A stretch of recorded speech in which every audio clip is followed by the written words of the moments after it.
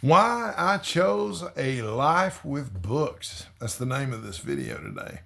I think it's going to be something fairly interesting to talk about.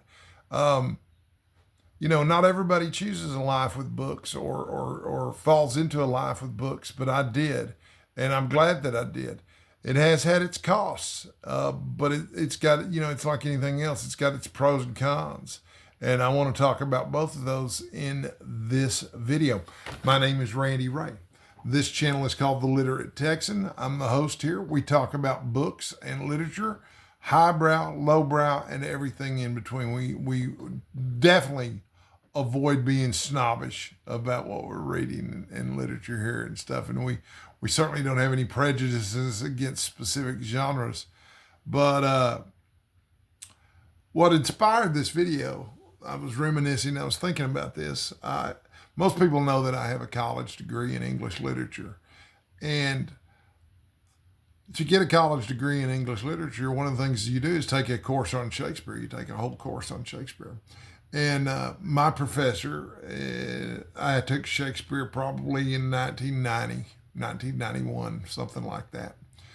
My professor and I ran into each other on Facebook probably 15 years ago, maybe 20 years ago. We hadn't spoken since I had him as a teacher, but we were catching up. This is what I've been doing. This is what he's doing. He retired from teaching and started writing and self-publishing mystery novels, which I thought was pretty cool.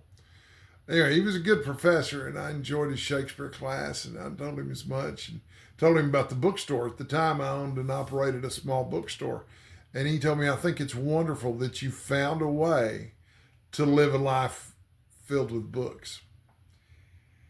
And I've been thinking about that. And there's a word there that I want to take a little bit of issue with. And we were just having a conversation. So, I don't like to nitpick words when you're just having a conversation. But in this particular instance, I didn't find a life with books. I chose a life with books. I chose to be surrounded by books all my life.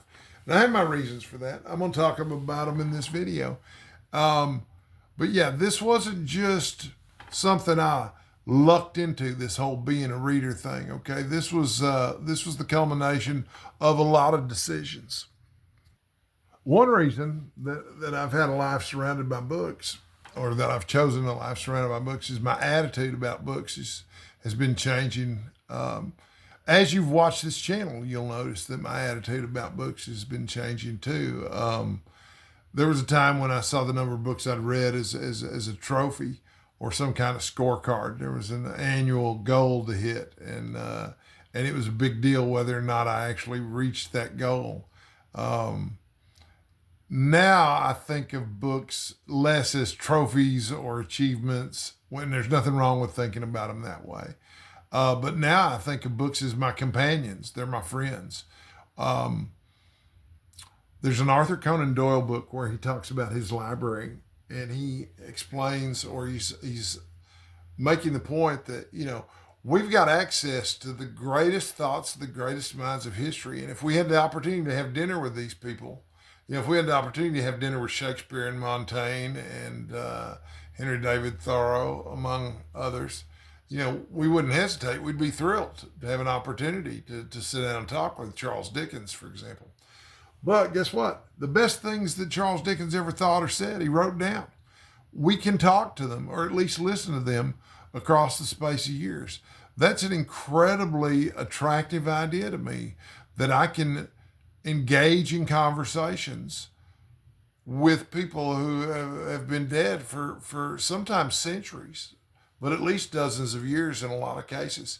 And it's really wonderful to have that kind of, well, I'll put it this way, okay? So I have a sister who doesn't read, okay? I love her to death. And she's a smart lady, but she just doesn't read. She's not a reader and never has been.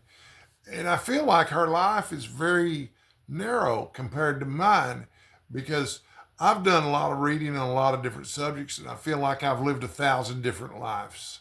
Okay. Now, have I really lived 1,000 different lives? No, but it kind of feels that way because I've experienced things through reading these books telepathically. Reading is a form of telepathy, and so I have experience as a police detective, and as a firefighter, and as a werewolf hunter, and as a knight of the round table. I have these experiences that I wouldn't have ever had if I hadn't been a reader. I also want to make it clear, though, that this life of books, this life surrounded with books, was not part of some kind of master plan that I had. Yes, I did start reading at a very young age, but I didn't sit down and say, okay, I'm going to go become the best, the most well-read man in America. And thank goodness, because if that were my goal, I've failed miserably because I'm not nearly as well-read as I would like to be. I have ideas about what being well-read means, but that's the subject of another video that I'll come out with someday. But yeah, so I've just gradually over time accumulated books and read more books. Lots of little decisions. Am I going to watch a movie tonight or am I going to read a book? I've chosen movies a lot of times, but I've chosen books often enough that I've become, if not well read, at least I'm a reader. Video games don't appeal to me. I don't spend a lot of time scrolling up and down social media because while I'm doing that, I could be reading Great Expectations or Hamlet again. To me, there's no contest. Books have also changed my way of thinking. They've changed how my mind works.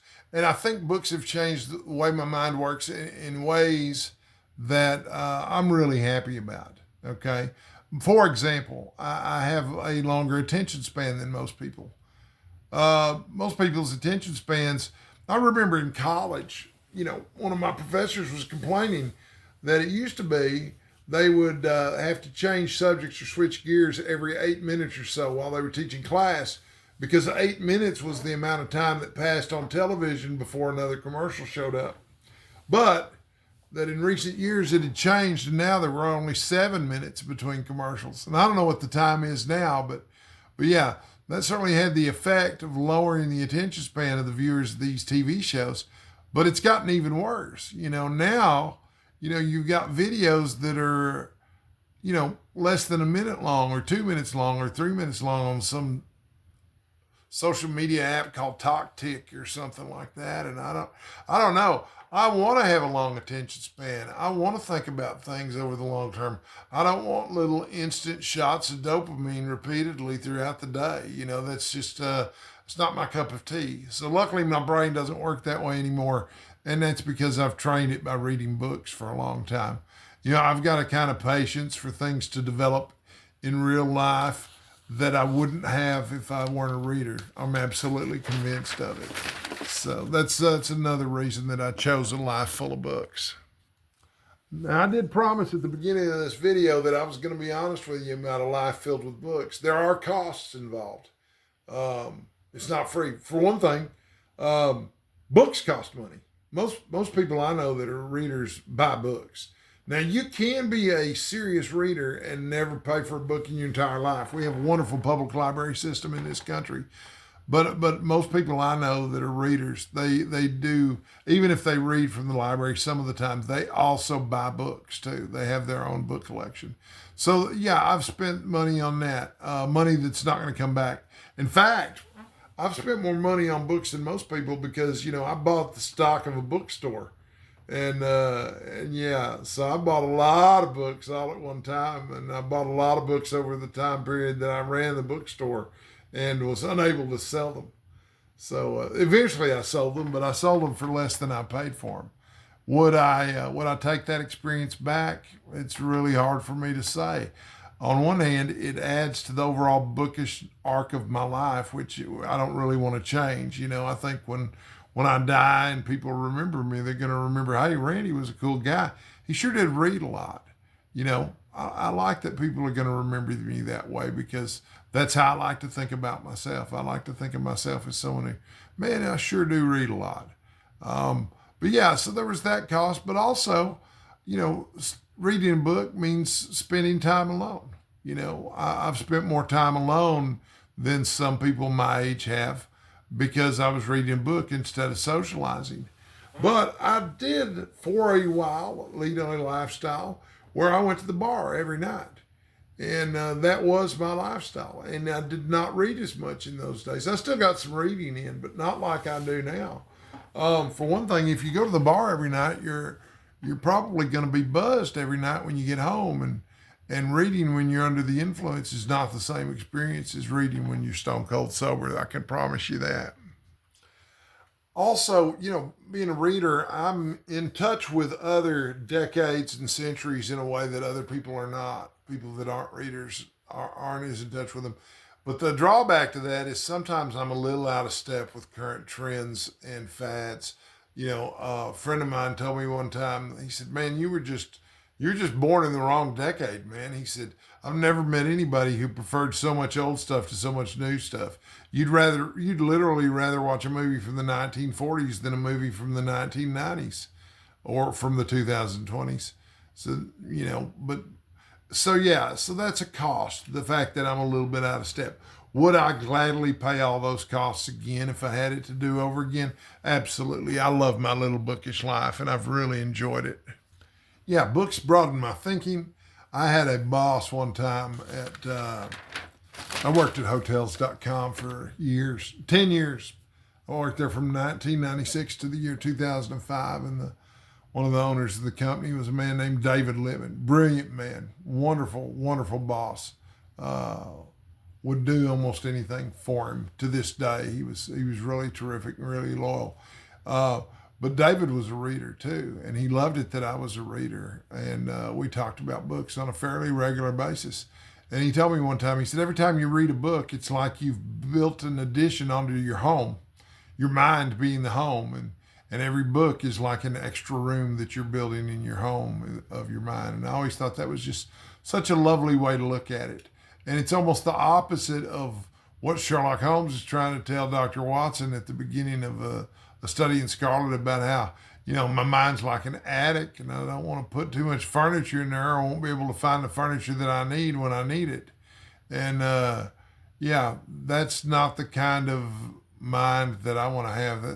That almost seems stoic in principle. And we all know already, if you watch the channel very much, you know how I feel about stoicism compared with Epicureanism.